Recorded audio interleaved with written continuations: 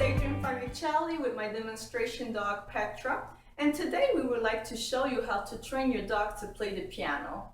This is an impressive trick that will surely draw an audience. You can train your dog to play the piano using his paws or his nose or both.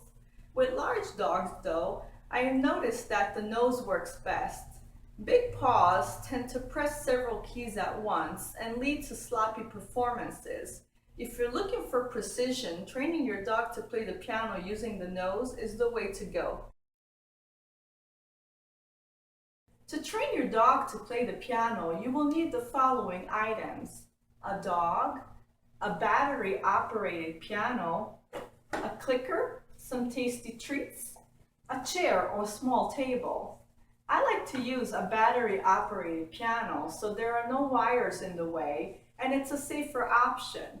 I recommend using a cheap one versus an expensive one because there are risks that the keys may get scratched from a dog's nails, and it may also get wet if your dog tends to drool. You can get a small piano like this one for under $50. For large dogs, I use a chair to help reach the keyboard with ease. If you have a small dog, keeping the keyboard on the floor may work fine, or you can use a small table or stack some large books as long as they offer a stable surface. The clicker is a noise-making tool that makes a clicking noise that tells the dog, yes, you got it right, here comes a treat.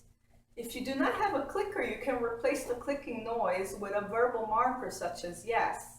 Simply say yes when your dog performs the desired behavior and immediately give a treat. Paw, yes. To train a dog to play the piano, we will be shaping the behavior by clicking and rewarding small approximations of the final behavior. Since a piano doesn't mean much to a dog initially, we will start by clicking and rewarding any behavior the dog performs that shows an interest in it. And then we will gradually raise criteria. We will then give a jackpot of treats when the dog presses a key for the very first time. Afterward, we will further progress by asking our dog to play several notes at once.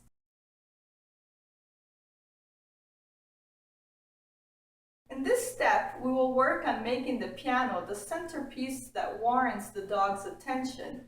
Place the piano on the floor and click and reward explorative behaviors geared towards the piano in a progressive fashion.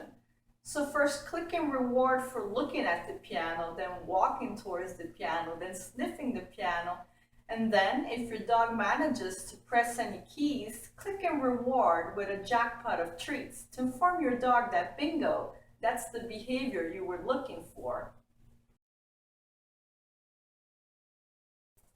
Okay, so I'll be clicking for looking at the piano, walking towards the piano, sniffing the piano, and then if your dog manages to press a note, jackpot! Yay! What if your dog doesn't manage to press any keys? Here's a tip. You can place a treat on the keyboard, and as your dog nibbles at it, you'll eventually end up pressing on some keys by accident. When this happens, click and reward. Repeat several times, but then stop placing the treat on the keyboard. When your dog sniffs around for treats, he'll eventually end up pressing on a key. When this happens, click and give a jackpot of treats.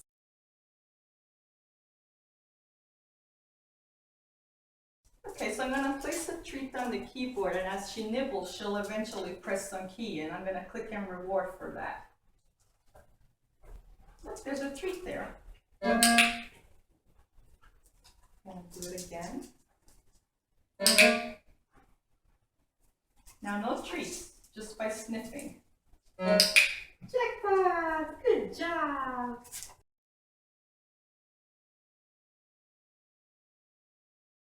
After our dog has received a jackpot of treats for touching one key, We're going to continue clicking and rewarding each and every nose touch. This means we'll be on a continuous schedule, which means every nose touch gets a click and a reward.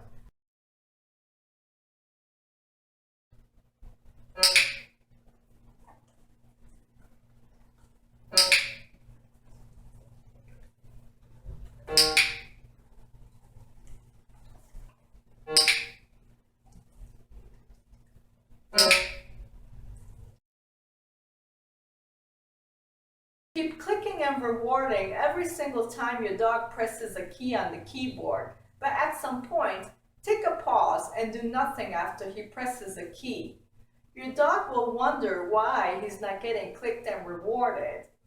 This should trigger what is called an extinction burst, a term that means that your dog will start wondering what he needs to do to get that click and treat.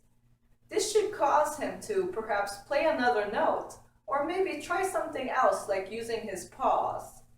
If you want your dog to use his paws, then this is the time to click and reward that behavior. Keep on clicking and rewarding only paw touches. If instead you want him to keep on using his nose, then don't click and reward the paw behavior. Ignore it and wait for him to just press another key with his nose. When he does, click and reward. Ready?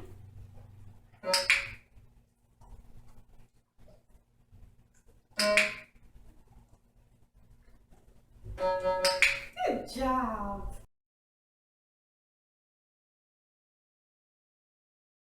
We will be further progressing as we want our dogs to play longer and longer pieces.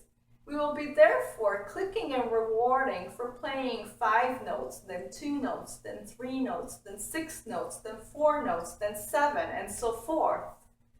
Giving rewards at such a random schedule will keep your dog interested and on his toes. If you notice any signs of frustration, such as losing interest, scratching, yawning, whining, you may have progressed too fast. Take a step back and then thin out the schedule you have been using to reward. Remember to keep sessions brief and upbeat and always end them on a positive note.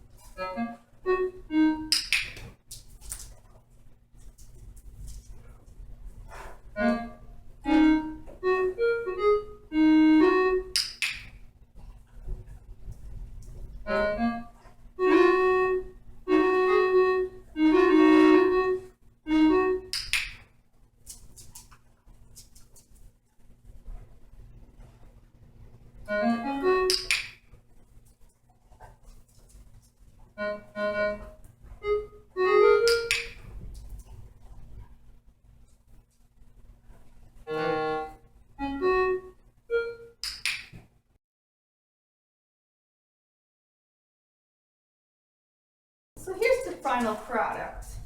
Ready, Piper? Go play the piano.